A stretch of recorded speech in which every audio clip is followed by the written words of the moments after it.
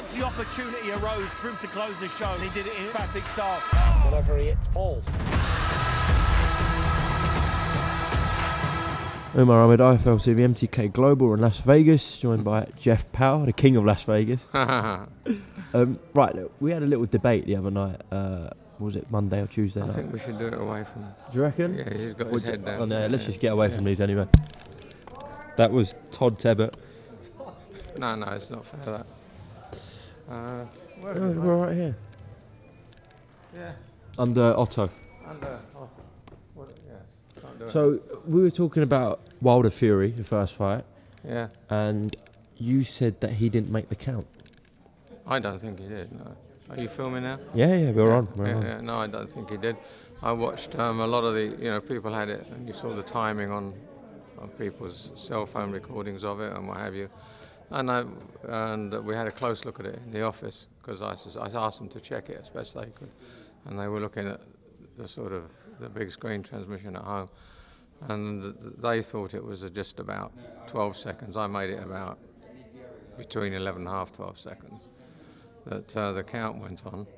And then, of course, when he got up, which was a miraculous getting up, all credit to him, because how he got up from that, I don't think even he knows, and it was a superhuman effort. Lazarus rising from the grave. But then the referee allowed him to lean on him for a while, and then he told him to walk to the corner and walk back.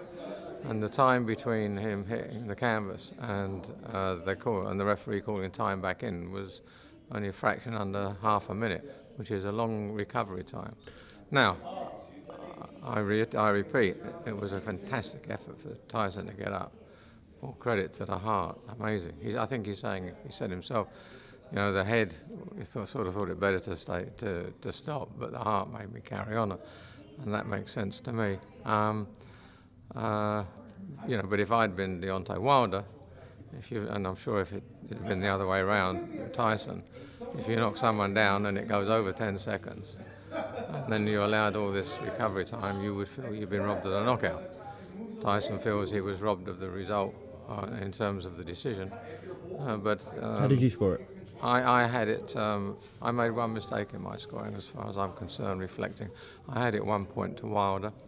When I rewatched it again, there were some rounds where there were so few punches thrown and landed that you're scoring around almost by 3 punches to 2 or something.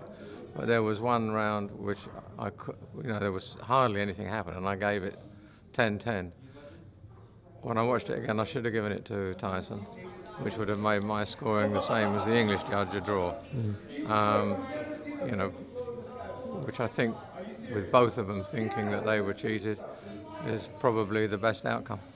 Just on the referee after Tyson got up, he did say before the fight that if anyone gets knocked out, I'm going to give you specific instructions, and if you listen to me and abide by it, then I'll let you carry on. Basically, I won't stop the fight. And he asked him to move to the left and to the right. I'm not sure which one was first, but that doesn't really matter. Tyson did that as well. So would you not take that into account? Not talking about the actual count at the time, but just the instructions after. He actually listened to it and followed it, Tyson. What the referee also said was that he liked to interpret knockdowns because he didn't like to see fights stopped unless they had to be, and he'd make allowances and do his best to enable whichever of them got knocked down to carry on. Well, that's not what he's there for. As Wilder said, his kids could have done it, count to 10, and you've got a timekeeper doing it. And he took a while to pick up the count as well, because Deontay went into this premature celebration, looking at his girlfriend and flexing his chest muscles. And I think the referee got a bit distracted by that as well. But it's not the referee's job to interpret a knockout. It's his job to get the count correct. And if he's not up at 10, he's not up at 10. And then, giving half a minute to recover. At one point, he actually leant on it. Tyson, he was leaning on it. You do that normally, you're stopped.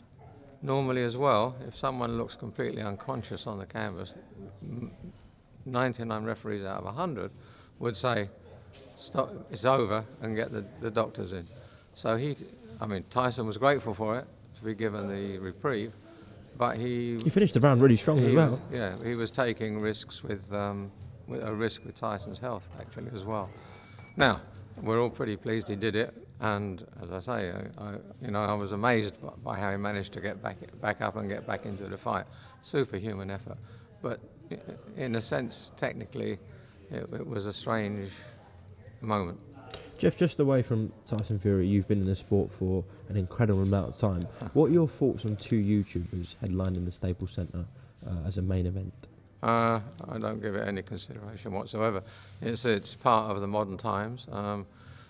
Clearly people will not see me as much younger than a dinosaur, if at all. It's a phenomenon of the digital age.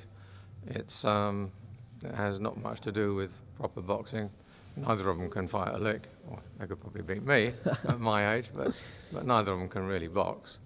So and the fact that Billy Joe Saunders and Devin Haney are supposed to be on the undercard. Personally, if I were a world-class boxer, I would not want to be on the undercard of that. How does that sit well? I mean, both those two are exceptional fighters. We know about Billy Joe Saunders and his talent. The other boy also looks as if he's made of the right stuff as well. Yeah. And I wouldn't want to be a world-class boxer on the undercard of a couple of YouTube characters. Okay, Jeff, thanks for your time in Las Vegas. Pleasure. Enjoy the rest of the trip. I'll see you out tonight, okay? We will. Good man, Jeff. It's a Mexico weekend. Margaritas. Yes, absolutely. All right. We'll go now.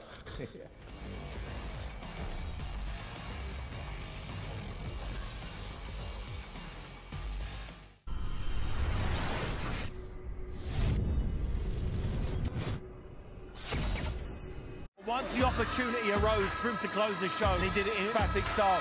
Whatever he hits falls.